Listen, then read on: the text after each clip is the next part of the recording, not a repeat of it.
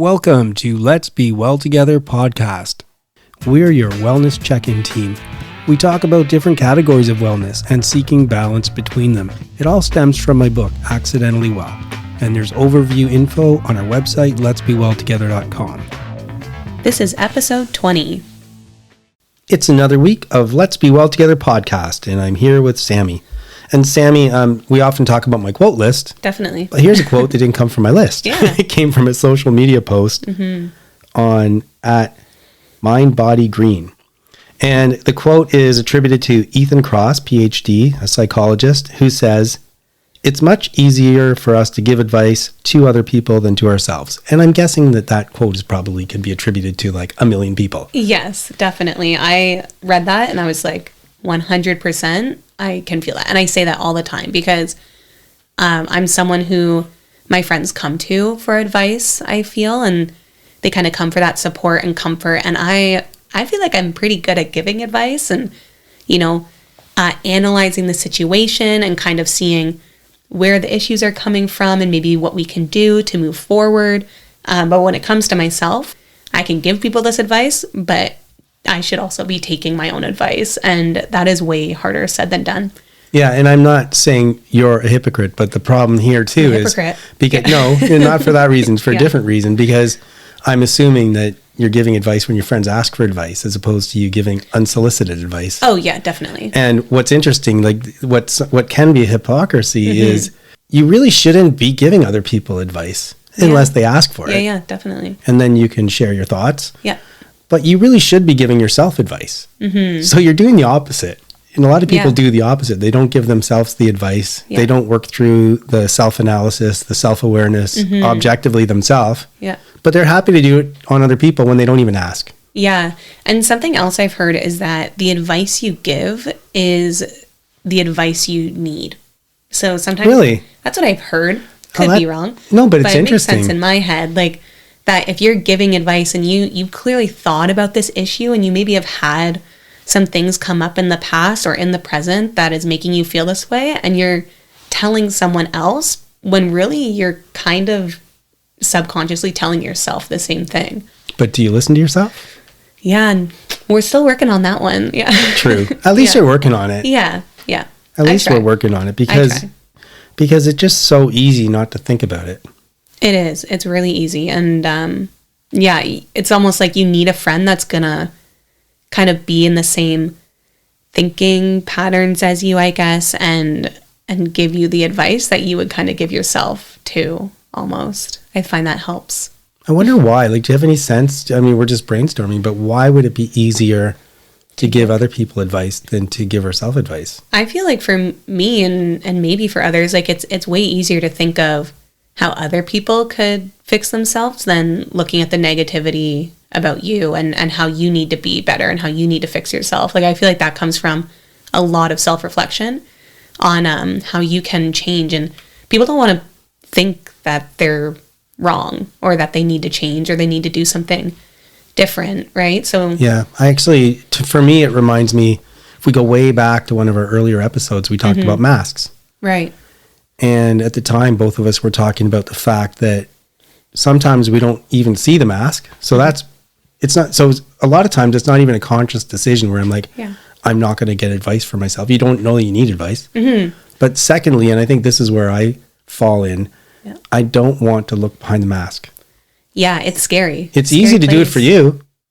If you had an issue, I could be like, hey, Sammy, like, tell me your problem. I got all the answers. But I don't want to see the problem in myself. Exactly. Yeah, I'm the same. It's just, it's heavy. It can be really heavy to lift up that mask and look at yourself for who you really are or truly are.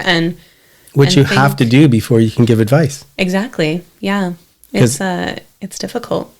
So then, we're talking right now about that quote, but there was also another social media post I saw on the Mental Health Commission of Canada's Instagram page, and it talks about it being okay. So it says it's okay in big letters, and then it gives examples to make mistakes, to have a bad day, to be less than perfect, to do what's best for you, to be yourself.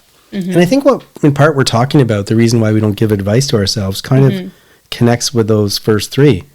Definitely, yeah. We don't think it's okay to make mistakes. We don't think it's okay to have bad days or be less than perfect. Yeah, 100%. And maybe that, ties back into how you grew up and things you kind of learned, and that you're not really supposed to show your emotions and all of that. So again, it's difficult to accept and think it's okay that, you can just have a bad day. You can sit and dwell in what happened today, and that's okay.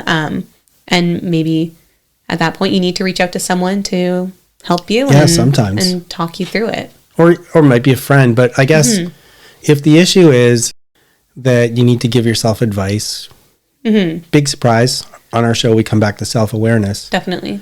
You have to be able to get yourself to look behind the mask. And that's where you say to yourself, it's okay if I look behind the mask and I see a bad thing about myself. That's okay. Yeah, so it's definitely, it's okay to make mistakes and look at yourself on what mistakes did I do to contribute to a situation.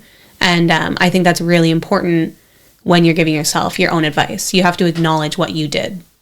And I think too that, if you can get past that first hurdle and actually introspect and try and figure out what the situation is, maybe it is giving yourself advice. But I like your point too. Maybe I'm like, you know what, John, you need to talk to someone else about that. And I'm not talking to a psychiatrist immediately or something like that. I'm saying maybe I need to talk to Sheila. Yeah. But guess what? It sure would help if I looked behind the mask and had a good sense of what the issue was. And I'm like, this is a problem. This is a dark spot for me in my head. Yeah. At least I see it that way. Yeah. I do need to move forward. I can't really figure it out. I just want to talk to somebody about it. Definitely. And sometimes that outside perspective really helps you move forward. And they might not give you advice. They might just listen to you and be empathetic. Yeah. And listen actively, so that you then, after talking to them, you've been able to get it out. You've been able to process a bit better. Yeah. And then maybe you're ready to give yourself some advice. Exactly. Yeah. And it's okay. That's the main part of this whole post. It is okay to be less than perfect, I think. Right. Yeah. Yeah. And if you're happy giving advice to other people, then look in the mirror, sir. Yes. You're always. Not the sir, actually. Yeah. It's all right. I'm like talking to a pretend person. For sure. Yeah. It's always important to look in the mirror. And a lot of the times, that's another saying. It's like when you point one finger, there's three pointing back to you. What does that mean? So if you point your finger out like this, you have three fingers that are pointing back to you. So a lot of the times when you're angry at someone for something they did, or, there's actually some self-awareness that you need to do, because it might be something that you don't like about yourself, or that you are angry about yourself for doing. So you get even more angry when someone else does it. So yeah, looking in the mirror, pointing your finger, it's important to do. Well, we don't have the perfect answers, but the one thing I love about these kind of social media posts is that they make you think, they make you ask questions, and they make you kind of talk your way through them. And maybe not today, but maybe in a year from now, we will have better answers. Definitely. Guests are giving their time, expanding our minds. Today's interview is in the category of spiritual wellness. We're reaching out to people of different religions, outlooks, and beliefs, and our goal is to open people's eyes to the things we share in common. And today we welcome Reverend Ann Anderson, a community pastor at Martin Luther University College in Waterloo. Reverend Ann pastors a community called Third Space. She's a mom to 2 fantastic kids, a partner to a great husband, and a student. She's a PhD candidate in human relationships, specializing in pastoral leadership. She's researching transformational leadership and emergent faith communities, and she likes to challenge me with big words. A current focus is food insecurity and students during the pandemic. She calls Waterloo home and has been grateful to have traveled and worked in the US, UK, and Africa over the years. She loves to read and play music and do boot camp with great friends. Welcome, Reverend Ann. Thank you. Good to be together today. I became interested when we were introduced. You mentioned Third Space, and you told me a little bit about it. So I said, hey, why don't we talk about that on the podcast? I'm interested in the idea of alternative worship, and I'm hoping to learn more about Third Space. So perhaps you could start by just giving us a general description. Sure. So, yep, we are an alternative worship community. We started about 8 years ago. Before that, there was much dreaming and scheming. A while back, over 10 years ago, went on a sabbatical from my earlier parish and said to one of the bishops in our community, I'm really interested in doing church different. What do you think? And he said, okay, go take some time to think and pray and learn. And with the help of colleagues from Martin Luther University College, we came up with this idea of what if we did an alternative worship community, and it was housed or homed at Luther. Back then it was Waterloo Lutheran Seminary. So originally we thought, okay, maybe our demographic will be lots of students because it is located on the university campus. But actually it's surprising it wasn't. So maybe I'll start with what the community practice-wise does. Okay. And then who we are. That might help. That sounds good. So third space comes out of a sociological theory about first, second, and third spaces that people have in their world. So your first space is the people you love and care for, your family, the people you're immediately responsible for, friends, dear colleagues. Then second space is institution or job, a service club, people you're responsible to. And then third space becomes the place where you choose to go, where you want to go to maybe bounce ideas off of people, wrestle with things, dream, grow, change. So we thought that might fit for what we wanted to do as a worshiping community. So that's where we started. And we threw it out to people that were interested in many conversations. I had lots of lunches and dinners at our house with folks. This is way pre-COVID. Right. And we found that people still, even though they wanted something different, a free chunk in their schedule was Sunday morning. So we landed on gathering on Sunday mornings. And as we gather, we focus on sharing story, sharing meal, and sharing the journey. That's kind of. When you say that, do you mean in the meetings to set up third space, or do you mean now that you have third space going, that's how third space operates? That's how third space operates now. So meal pre-COVID was a lot of meals after worship time, but it also is a nod to the fact that we, as a Christian community, celebrate communion every week. So not every Christian community will do that. It's something really important and dear to us. So it's both those things. We break bread at the altar, but also at the table after worship a ton. So does it take place in some type of chapel or church initially, and then you go down to maybe a basement and have something to eat? How does it work? Yeah, we have use of the chapel at the school, which is fantastic. It's really lovely that we have this partnership, that we are able to share space and resources with the school. It's such a gift. And then we have Grace Space, which is this beautiful study space during the week for students. And then it becomes this gathering space for us with a big long table and lots of other little tables and couches and chairs. So that's where we usually end up. And so, I'm thinking this is on the university campus. Is that correct? So the Laurier University campus somewhere? Yep. So we're Martin Luther University College is like on the corner, and it's actually the founding college. So it in 1911 it started there, right. And then it spread into what we know of Laurier now. So we originally it was a school to train pastors, and now it has become much more, all sorts of programs, including training pastors. And I'm sure things change, but what are numbers like on kind of a given Sunday? Forget about COVID. Let's talk about the non-COVID days. Yeah. So we're what most people would call a smaller community. We're about 30 to 60 on a regular Sunday. A lot of kids. So we have families with lots of children, and we foster that. It's a learning curve for us, so it's important. We know it's important, but we also are willing to try and do new things as we go, which I think helps. As we gather, we're in a circle. We have mats on the floor for our kids, and pre-COVID, we have tables, like craft tables, that the kids are at their level, and they would do something alongside of us having worship in the same space. Okay, so it gets a little chaotic. You're actually, just during the worship session, you're in a circle, and the kids might be doing crafts or something else while the adults, or some of the kids, I take it too, are enjoying the ceremony. Yeah, they're all a part of it somehow. So that's important for us, that kids are engaging the way they can. So some littles, they just play with their toys on the mat in front of mom and dad or caregiver, and some need to color or do something. Some are reading.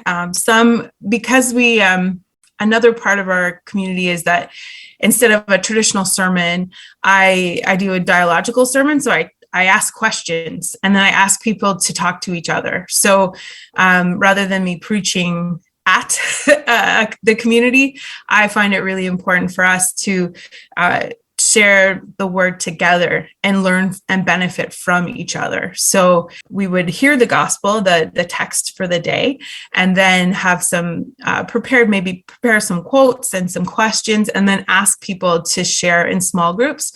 Sometimes we come back in a large group and continue the conversation. It depends on how the morning goes.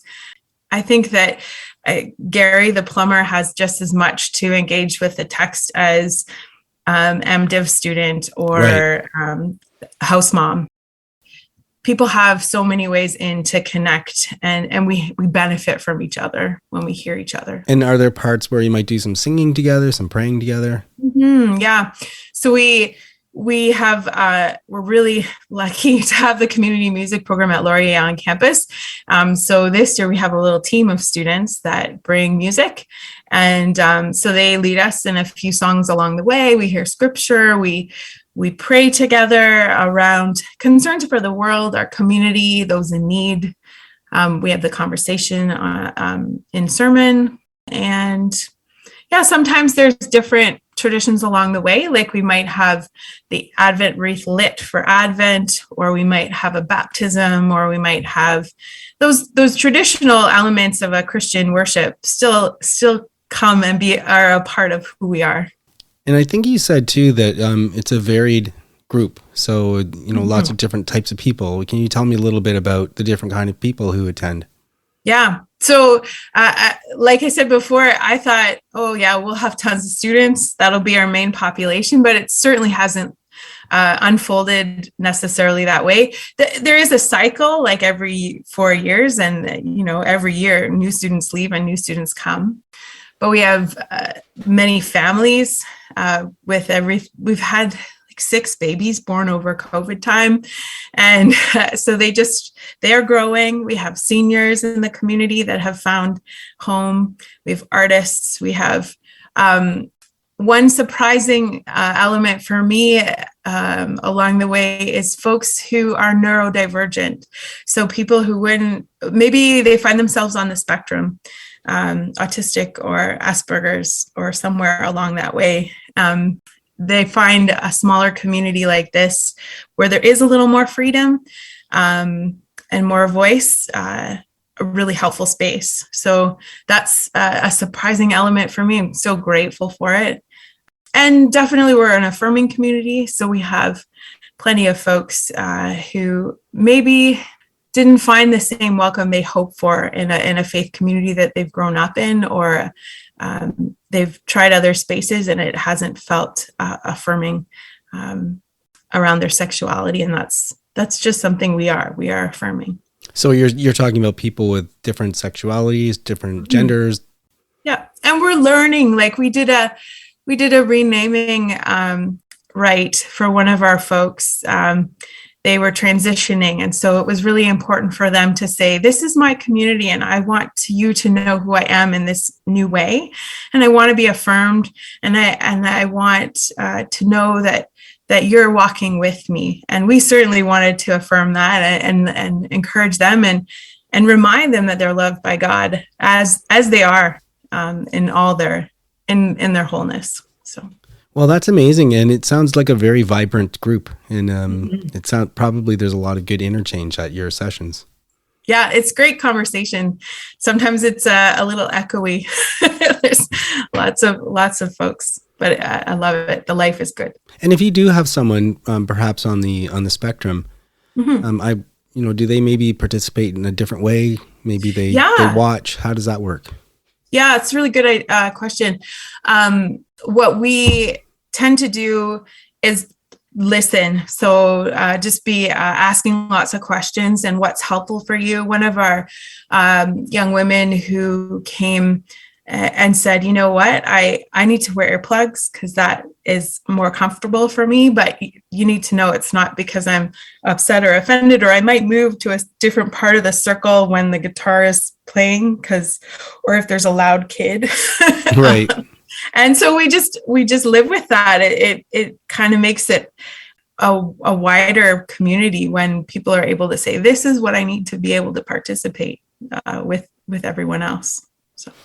Well, I say this to everybody. I'm saying it to you too, which is I'm going to have you back because our time's flying.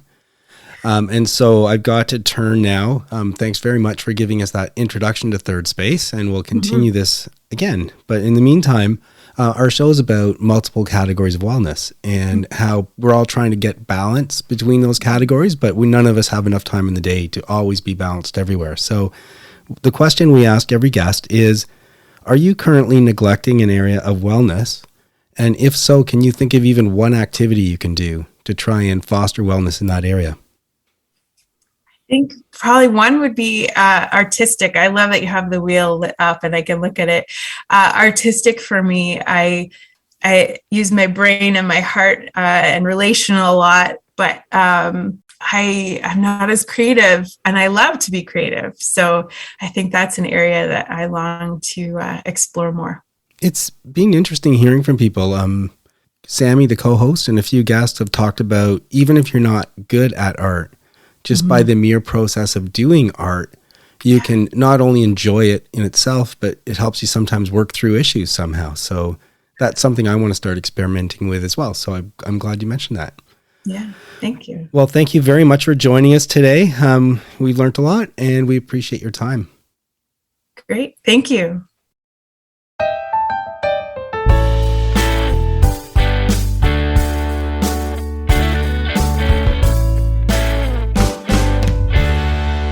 I'm Cameron, and welcome to another installment of The Adventures of the Starving Artist. This week, I've been in full-on music teacher mode. Coming up this weekend, it's the Rockstar Music's Ottawa Summer Concert, and for a number of my students, it's their very first time performing in front of somebody other than me or their family. So a pretty big deal and a very cool experience.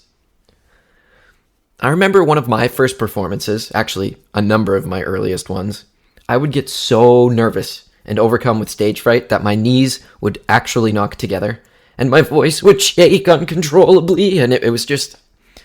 I remember going through that and seeing a lot of my students gear up for their first performance. I can see some of the pre-show jitters creeping in.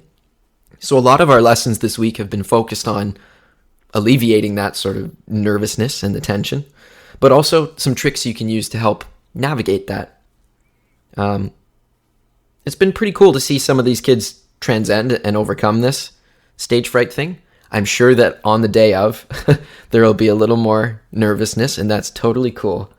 But I'm very proud of all my students for taking this big step and taking the plunge and going for it. I think they're really going to come out on the other side with a sense of accomplishment and pride. Well deserved. The other thing that's been happening to me this week on a personal note that's not necessarily music related, I've been ending my days quite late, just the way the lesson schedule has been working out. And I get home later in the evening, like after a regular reasonable dinner time most nights. And it's been kind of throwing my routines off, but I found myself taking a big walk most nights before bed, unless it's, pouring rain. But for the most part, I've been lucky with the weather, and it's been really clear calm and cool most nights. Something about walking without a destination in mind, just randomly ambulating or rambulating, if you will. It's kind of nice. I find it very relaxing, and I think I'm going to make it a more focused and intentional part of my routine. Initially, the first few times I went out at night, it was just because that's the only time I had to fit in my day for a nice walk. But I kind of like it. I prefer it to walking in the heat of the middle of the day, so I think I might make that a routine. Got to move that body. That's pretty much all I've got for you this week. I'm looking forward to updating you with highlights from the students' concert coming up. But for now, that's all. Thank you so much for listening. I'm Cameron. This is The Starving Artist. Until next time.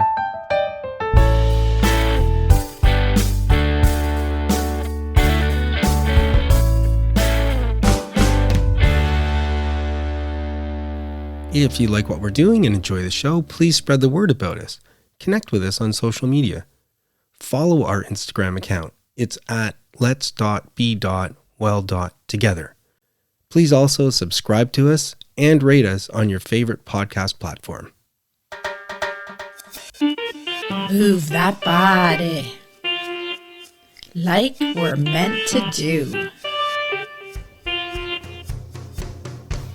Well, here we are, John and Sheila, and we're talking about our hike that we did up in Collingwood a few weeks ago. Yeah, but before we do, I just want to sidetrack completely for a second.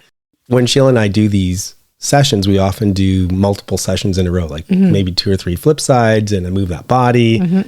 And it's nice because right now we're at the part where, like, so when we first sit down, it's basically just arguing all the time.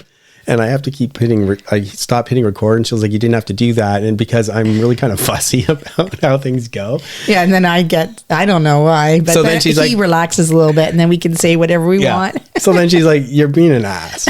And I'm like, I'm not being an ass, even though maybe I am. Yeah, because it's like, I just said, did you say exactly this? And that's you not said the you were going to say this, and why would you diss these people? And so I'm always going on, and she'll just laugh at me. And anyway, so we're on maybe our 4th session, so we're at the nice point right now. Okay, so we're talking about hiking. We're talking about hiking, but for some of you who are really professional hikers, it's not quite that kind of hike. We just went for a really long walk. Right. And we walked from our condo to downtown Collingwood. The weather was nice, but like up in Collingwood, it is a few degrees colder. And if you're on the water, there's sometimes a cold wind. Yeah, just to place this, because I'm not sure when it's going to air. The walk we went for was in early May 2022. Yeah. It started off, like when you looked outside, it looked like one of those days it's going to be really hot, and it was kind of warm. But once we started on the walk, we realized it was pretty windy and things were changing a bit. Yeah, but it was fine on the way there. Like when we were walking, and how long was that walk? I think it was about 4.5 kilometers from the house to kind of the corner where downtown was. But then we did walk around quite a bit downtown, and then we walked back. So I don't know, 10-kilometer walk. Yeah, for sure. But the other thing was, you were mentioning it felt good at the start. Just because I do a lot of running, I noticed the wind was behind us. Oh, yes, I didn't notice.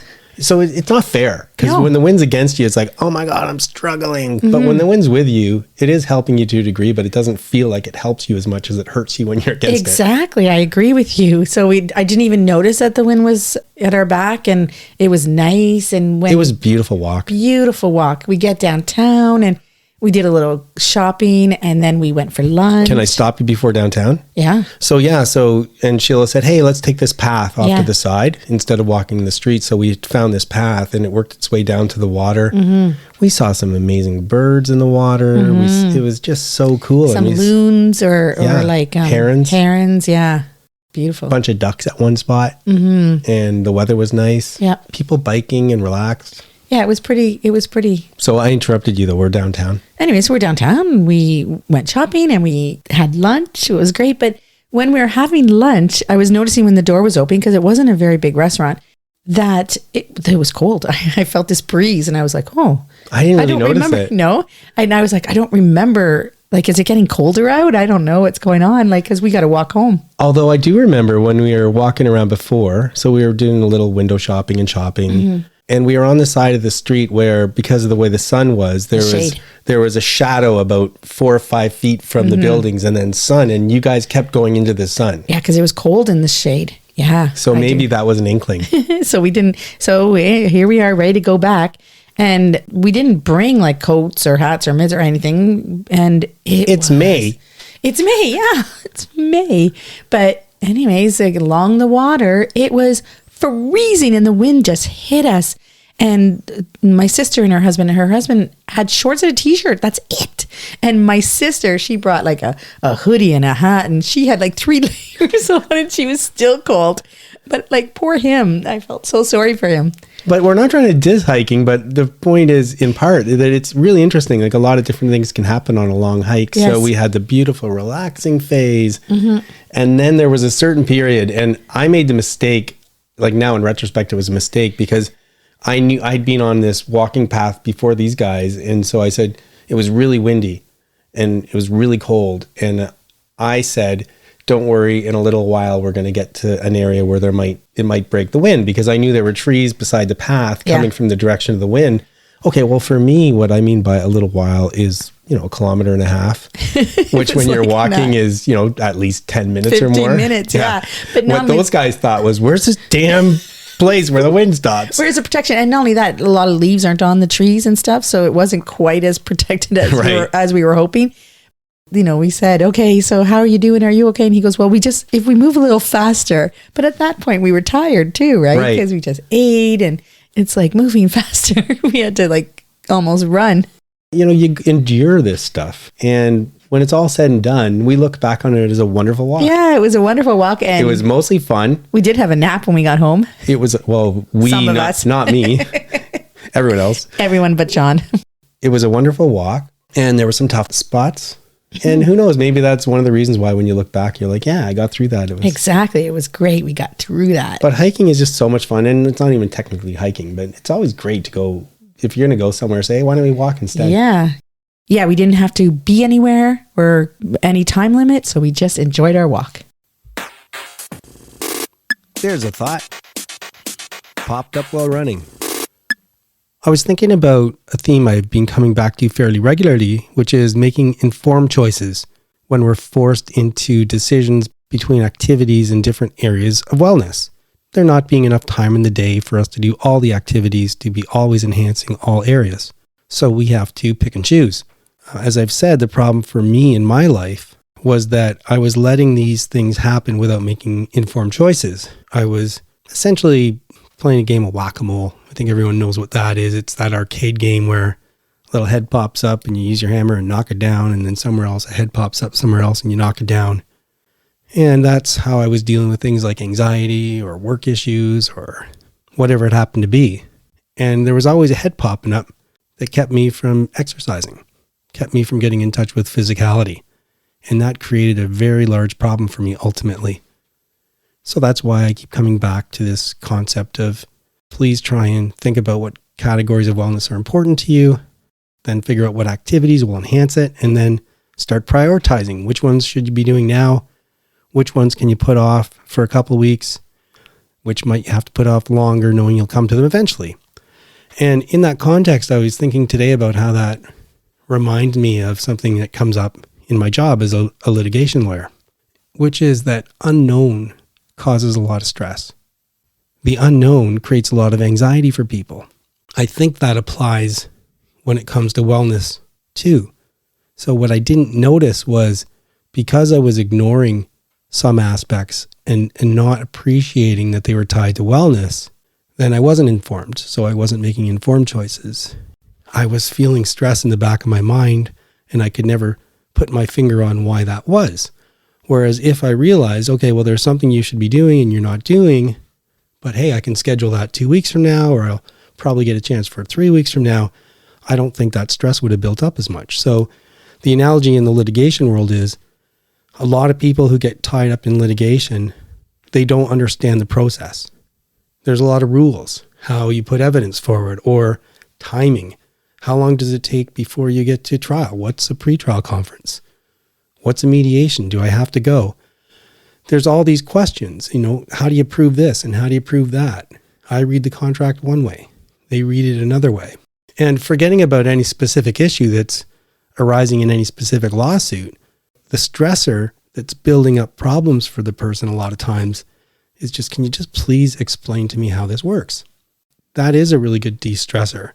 Imagine somebody who's defending a lawsuit where they're being sued for lots of money, and they don't know if in the next week they might be ordered to pay a whole whack of money, versus they'll have lots of time. It might not be for a year at the earliest. Or, hey, don't worry quite yet because there's opportunities to go in different stages, and I'm not going to get into what they are, but there's different stages of litigation, and each time you can kind of reevaluate your position. You might even be able to talk to the other side about a reasonable resolution. But once they understand the process, a lot of times, even if people are facing a monetary payment and they know that they can have some control over when that happens and how it unfolds, they have time to digest. They have time to appreciate what's happening, and they have time to organize their affairs.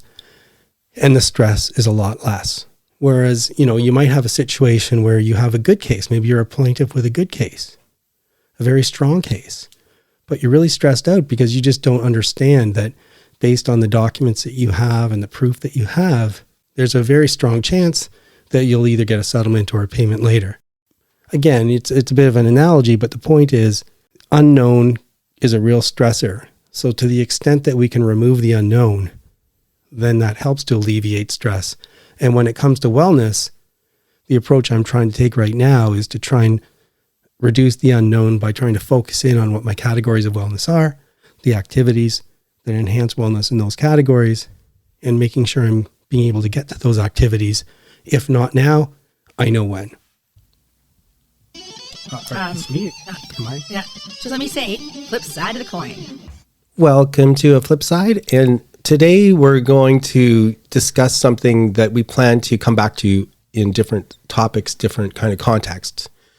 A big piece of my approach is not to be judgmental about people. Yeah, and I would like to do that too, not being judgmental about people.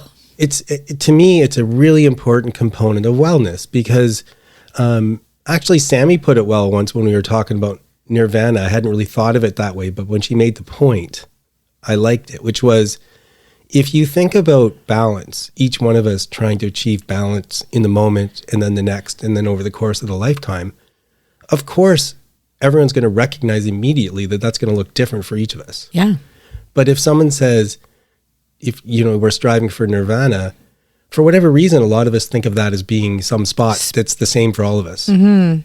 And True. so a theme that I'm trying to get across as part of demystifying the balance equation is that there's not like this mystical place that we're all trying to get to, but that each of us has to figure out for ourselves what our categories of wellness are, what activities fulfill us, and then try and achieve balance in that manner. So if that's the case, it's really, there's all kinds of reasons not to be judgmental about people, but that's a really important one, because if you start judging people for the activities that fulfill them, you're not being fair to them, and you're not being fair to yourself. And I often have to catch myself from being judgmental. Like, I have to say, oh, wait, that's being judgmental. Like, I won't say anything or do anything, but I have to catch myself saying, hey, that person walking down the street, like they look exactly like what they're wearing looks very this or that. And I'm like, wait, don't stereotype people or don't put people in boxes. It is what they like. And it's better to recognize that in ourselves. In my experience, it's better to recognize that and then confront it than to pretend it's not happening. We'll talk about judging people in different contexts. Today, what I'd like to talk about is judging in the sense of how people look, mm-hmm. and how that's a terrible thing to do, to judge a book by the cover, judge a person by appearance. Mm-hmm. And then stereotype them because of the way they look, yeah. Or that's a good point. It's a kind of stereotype. Mm-hmm. Appearances. Mm-hmm. And a lot of times when you use the word stereotype, you're associating negative judgments about mm-hmm. people. Definitely. I'll give you a kind of a classic example from my world. I'll meet somebody, whether it's a lawyer on the other side, somebody who's part of a business transaction, possibly a client. You just can't tell from looking at somebody how effective they are, how organized they are, how smart they are. I'm glad that I don't immediately judge people, because a lot of times, someone might have a quirky way of dressing or a quirky way of addressing you, or some, funny pen that they like to use. It shouldn't matter. You got to wait and see how the interaction is. And usually you find out that it's completely disconnected from how they appear. Yes, because I know that you also had that experience being overweight, that you often found people didn't take you seriously or didn't think that you were as committed to. I forgot about that because there's 3 different spins on that. So first of all, a lot of people, when I was telling them my story, and I talked about this before, they're like, oh, it must have been a drag to be so depressed. Like, I wasn't depressed. I was really happy. Like, just because someone's overweight doesn't mean that they're feeling bad. Or they're out of control in their life, or they're... But the other one, you just reminded me, like, I would, let's say, and by no means I'm going to say that I'm a great looking guy or anything like that. That's not my point. But I did notice a difference. If when I was really overweight, I might show up at the counter somewhere to get something done or be somewhere and ask someone for help. And it'd be a bit dismissive. Like I could maybe get the help, but it was like, here you go. And then I lost weight, show up with a nice suit, you're looking better. And, oh, yes, sir. And how can I help you? And it's kind of offensive. It is, yeah. And then there's a third way, but I'm old, so I forget it. So smoking. Well, smoking's another one. That's where I'm guilty because what it is people think you're lazy. Yes. The third one is if you're overweight, people think that you're lazy. Like not control your life. You don't have self-control. And that's kind of where the smoking comes in. And I'm guilty because if I see someone smoking, which to me is insane, like I don't get it. So I can't help myself. I try not to be judgmental, but I can't help but think like, why aren't you stopping smoking? Is it self-control? But who knows? Maybe there's some, real issue going on in their life, and that's the only way that they can get through it.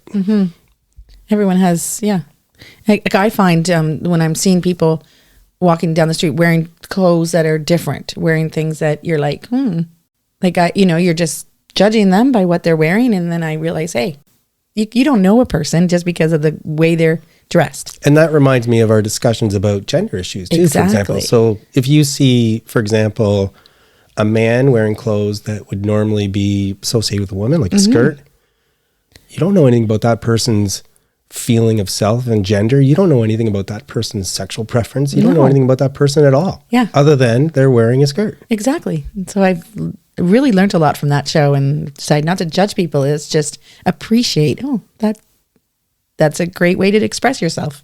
And so then just to bring it back as we wrap up, when it comes to wellness, I do think that it'll help each of us achieve our own balance if we can know that we're allowed to figure out the categories of wellness that are important to us. We're allowed to figure out the categories that nourish wellness for us. Of course, you can't do things that are going to harm other people. That's a whole other issue. But when it comes to your own preferences and what fulfills you, you should be free to pursue them without judgment, and you should let other people pursue theirs without judgment. Excellent. Please remember that we're not providing advice. We hope to inspire you to work towards balance, and we urge you to consult with qualified people if you need advice. The people on the show are speaking in their personal capacities. Their views expressed are their own, and don't represent the views or opinions of their outside contacts, their employers, or anyone else. We try to get things right, but we can't guarantee everything we say is correct, or that the things we talk about will work for you. Let's be well together, and let's be sure to do that in a safe way. All right, that's a wrap on this week's episode. Thank you all for joining us and for listening. For today's sign-off, I'm joined by Sheila and John. This week, it's kind of a slow week coming up for me. Going into the summer, lessons really take an on-ramp to vacation time. So people are taking time off. Is that because students tend to take music lessons when they're in school? Yeah, definitely. And then, of course, like regular school, the summer comes and everyone takes a break, right? So music lessons often takes a similar break. So it's kind of winding down that way. I'm looking forward to a little bit of downtime to catch my breath and then refocus, restoke the fire, and get chasing more gigs. What's going on for you this week, Sheila? Well, I took the week off last week working out with my injury, and so I'm hesitant to go back to the gym now. I'm a little afraid, but I'm gonna do that. And I think I'm in the same mode. I just had my dance recital on the weekend. And this was the first time I can remember not being very involved in the recital. Like I just went and watched and... Because Sheila ran a dance studio for years. So it was always a huge part of the year. Yeah, you're running around changing and, getting kids lined up and doing everything. But this time I just sat and watched and it was enjoyable. So... And I'm too now done dancing and just working and doing a few gigs of my own. I have a wedding this weekend. Nice. Yeah, we had some family fun this weekend, which was nice. Our daughter came down from Owen Sound, so we got to spend quite a bit of time with her. And I went to a 1-year-old birthday party on Saturday. So it was nice. Saw a lot of family. And what about you, John? Okay, well, so on the run training side, as I keep updating on my training for the marathon, it's really strange. I've done quite a few. I run quite a bit. I know I can get it done. But for whatever reason, when you start to get to the longer distances again after not doing them, I always have this bit of hesitation. So this week, I bumped up from 18 kilometers to 20, and I thought, I wonder if I'll do 20. It turned out to be a great one. I did it at a relaxed pace. In the rain. I felt amazing. It poured at times. Mm-hmm. Yeah. But the nice thing about a long, slow run, obviously you should do it continually, but the important thing is to get the miles in. It doesn't really matter how fast. So a couple times I just hid under a tree and hoped lightning didn't hit me. Yeah, because it was pouring rain. But on the, I guess the theme of last week for me was family. So on the downside, unfortunately, my dad had gone into the hospital for an operation that we thought went well, but then he had a downturn. And so he's struggling through and we're hoping for the best. But in the meantime, I saw a lot of my family. I was with my mom and supporting her. My brother came, talking to my sister, talked to my brother in Australia. So family that way. And then Elise came down. And so we had a nice, Sheila and I and Elise and Alex got to spend some time together. So I think the theme of last week was family. Mm-hmm. So anyway, next week, I got a lot going on. I'm actually going into Toronto for the first time in a long time for work, going into the 6, as they say. It'll be Into the 6. And I guess that's it. Anyone else got anything? I've got a wedding coming up this weekend and I'm going to take it easy and try and go to the gym. All right. Well, then it's a wrap. I like to use that term now. I'm going to be cool like an artist. That should be Cameron. It's a wrap. Cameron should say That's a wrap. There you go. Oh, okay. Well, you say it then, Cameron. We can all say it. That's a wrap. Have a great week, everybody. That is it for today's show. Please try and make wellness a priority. You deserve it. If you feel the need to talk to someone or ask for help, please do that. Accept yourself for the person you are. So long. Adieu. Auf Wiedersehen. Goodbye.